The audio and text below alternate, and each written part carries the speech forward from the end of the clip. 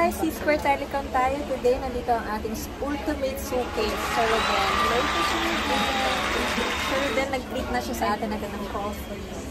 And then, ito naman si Ma'am. Hi, Ma'am. Si Ma'am. And then, si Ma'am ulit. Hi, ate. Hello, Ma'am.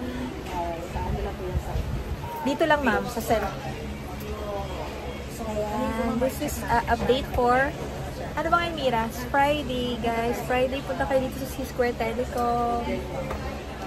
So, dahil lang ang masasabi mo sa mga client.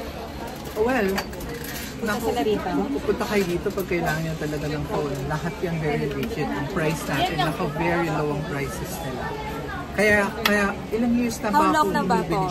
Kanate? I think talaga pa ako.